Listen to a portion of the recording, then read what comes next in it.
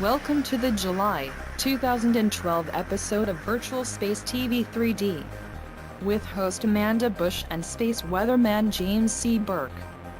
Here is Amanda. Today we will present stories about the upcoming wild ride of the Mars Science Lab, the latest developments with Virgin Galactic's SpaceShipTwo rocket vehicle, and a powerful new engine from SpaceX.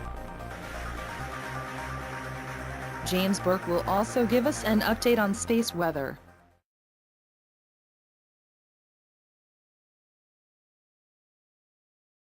Mars Science Lab, or Curiosity as it is now called, is the most advanced rover that NASA has ever launched to explore the surface of another heavenly body. It is also the largest. The previous Mars rovers were surrounded by airbags to protect them when they hit the surface, but Curiosity was judged too big and heavy for airbags. So NASA's Jet Propulsion Lab developed an elaborate sequence of actions that must occur from the time the system first enters the atmosphere at 22,000 km per hour until it is lowered gently onto the surface via a crane.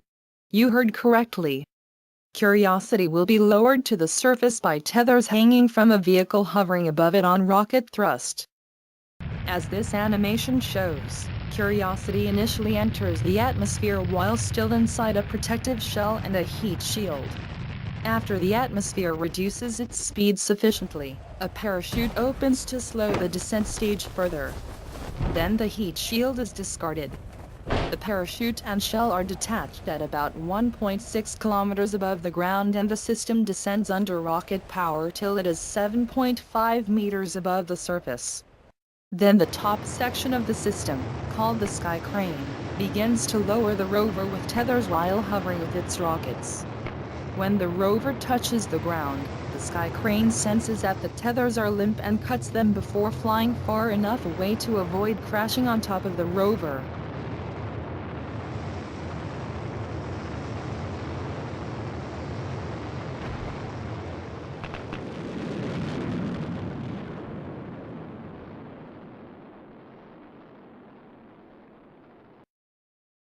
About 7 minutes will pass from the time the spacecraft first hits the top of the atmosphere till Curiosity is on the surface. A lot of people, especially at JPL and NASA, will be holding their breath while waiting for Curiosity to send back a signal saying that it has arrived on the surface in one piece. A great cheer will go up at the JPL control room and the nuclear-powered rover will then begin a multi-year investigation of the chemistry, geology and history of Mars using its many sophisticated instruments. If no such signal is received, however, there will be many who will question the wisdom of spending $2.5 billion on a project that had to start off with such a complex, first-of-a-kind entrance onto the Mars stage.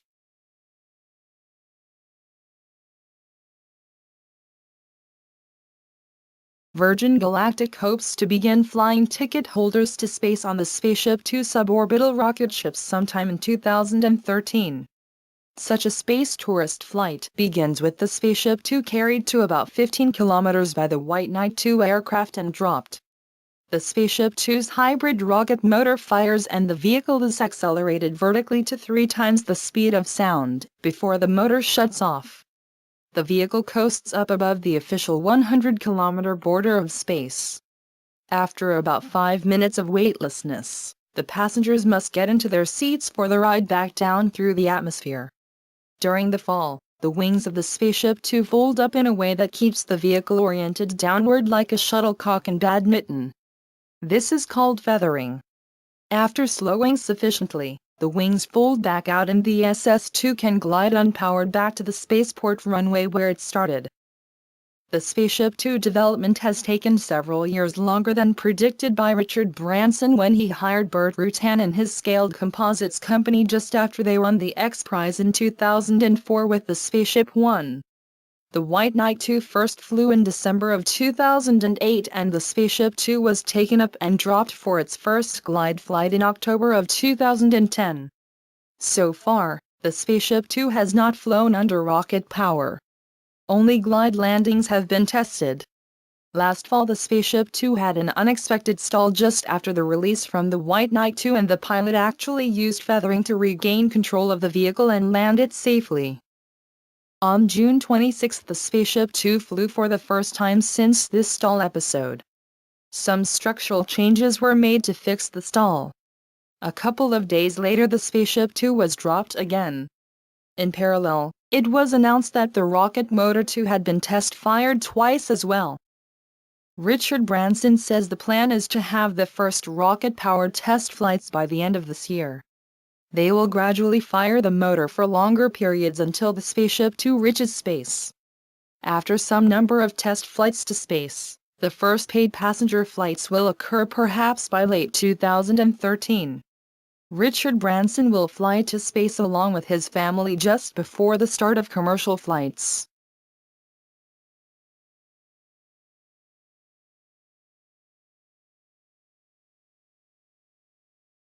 SpaceX is not resting on its laurels from the successful Dragon mission to the International Space Station in May.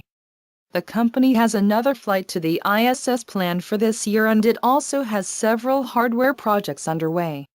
This includes development of a new engine called the Merlin 1D, which has 60% higher thrust than the Merlin 1C used on the May launch of the Falcon 9. It also has one of the highest thrust-to-weight ratios of any engine in history. The company just released a video showing the engine firing at full power for the full 185-second duration needed for the Falcon 9 first stage. The engine also has fewer parts to make assembly easier. SpaceX must make hundreds of engines per year to meet its manifest of commercial and government launches. An improved version of the Falcon, called Falcon 9 version 1.1, will include 9 of the Merlin 1D engines on the first stage and 1 on the second stage. The stages are also extended to provide more propellant. This version will become the standard vehicle after the 5th Falcon launch. The greater performance is needed to launch several large communication satellites for commercial customers. Now let us see what Jim has to report about the latest space weather. Jim? Thanks, Amanda. It has been clear for some time that the current solar cycle would have a peak number of sunspots much below those of the past 100 years. Recently the daily average has been in the 40 to 50 range compared to around 120 in the previous solar cycle peak in 2001. In mid-June, there were actually some days when the face of the sun was nearly empty of spots. There will be lots of interest in the coming months to see if the average number begins to fall from this already low number.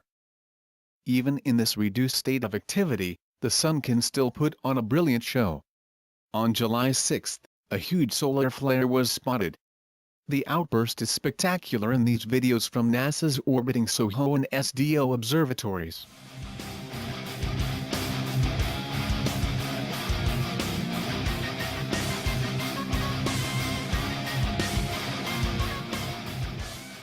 Looking closer to home, astronauts on the International Space Station recently took images of Noctilucent, or night shining, clouds.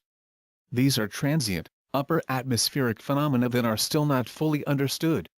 They float between 80 and 100 kilometers, right at the official border to space.